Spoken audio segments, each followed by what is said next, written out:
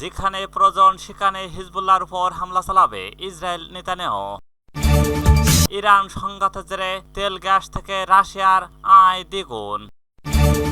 লেবাননে ইসরায়েলি হামলার নিন্দা স্পেনের। তেহরানে আবারও দূতাবাস চালুর ঘোষণা। উপসাগরীয় উত্তেজনার মধ্যে সৌদি ইরান পররাষ্ট্রমন্ত্রীর ফোন আলাপ। হিজবুল্লাহ প্রধানের ভাতিজাকে হত্যার দাবি ইসরায়েলের। ইরানে শনিবার থেকে সব ব্যাংকে পুরোদমে লেনদেন শুরু।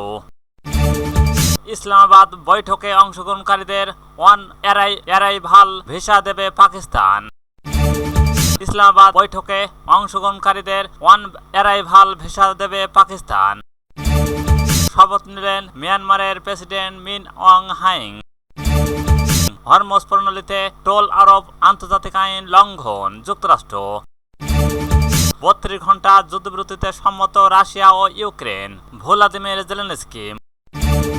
মধ্যপ্রাচ্য ইরানি ড্রোন ভূপাতিত করতে সহায়তা করছেন ইউক্রেন। পাকিস্তানের প্রধানমন্ত্রী শাহবাজ শরীফের সঙ্গে ইরানি প্রতিনিধি দলের বৈঠক। পাকিস্তানি প্রধানমন্ত্রী শাহবাজ শরীফের সঙ্গে জেডি ভ্যান্সের বৈঠক। হরমুজ প্রণালীতে পাতা মাইন শনাক্ত বিপাকে ইরান। অপসারণের সক্ষমতা নেই দাবি যুক্তরাষ্ট্রের। যুক্তরাষ্ট্রের প্রতি পূর্ণ অবিশ্বাস নিয়েই আলোচনায় বসছে ইরান। Abbas Araghchi. হিজবুল্লাহর সঙ্গে যুদ্ধবিরতি নিয়ে আলোচনায় অস্বীকৃতি ইসরায়েলের। রয়টার্সের প্রতিবেদন। মোস্তফা খামেনির মুখমণ্ডল বিকৃত হয়েছে, হারিয়েছেন পা। তাসনিম নিউজের রিপোর্ট। ইরান যুক্তরাষ্ট্রের শান্তি আলোচনা হতে পারে বিকেলে। বিশ্বের নজর পাকিস্তানে। লকডাউনে ইসলামাবাদ।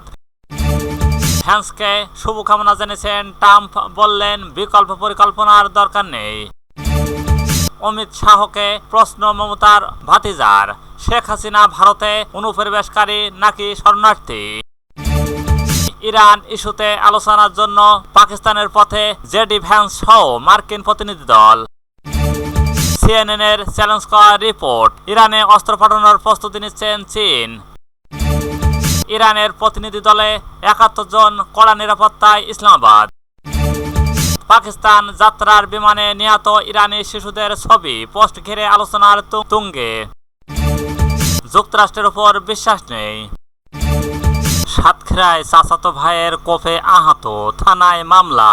সাতক্ষীরার নগরঘাটায় জমি জমা সংক্রান্ত বিরোধের জেরে চাচাতো ভাইয়ের হামলায় আব্দুল মাজেদ সর্দার নামে এক ব্যক্তি গুরুতর আহত হয়েছেন। এই ঘটনায় থানায় মামলা দায়ের করা হয়েছে। শনিবার 11 এপ্রিল সকাল 9টার দিকে নগরঘাটা এলাকায় এই ঘটনা ঘটে।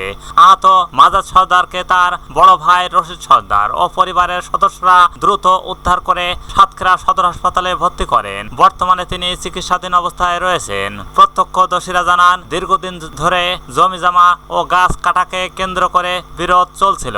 এরই জেরে অভিযুক্ত বজলু সর্দার 45, পিতা মৃত গফুর সর্দার প্রকাশ্য দিবালোকে মাজেদ সর্দারের উপর হামলা চালান এবং তাকে কুপিয়ে জখম করেন। ঘটনার পর আহতদের পরিবার থানায় মামলা দায়ের করেছে।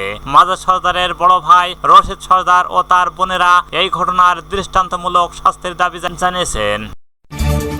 একের পর এক ব্যালিস্টিক ক্ষেপণাস্ত্র ছুড়ল উত্তর কোরিয়া। হরমুজ প্রণালীতে ইরানের শক্তি মশা নৌবহর। ইরানকে আত্মসমর্পণে বাধ্য করার প্রচেষ্টা ব্যর্থ হবে পেজেশকিয়ান। যুদ্ধে ইরানের ক্ষতি $270 বিলিয়ন। 5 আরব দেশের কাছে ক্ষতিপূরণ দাবি।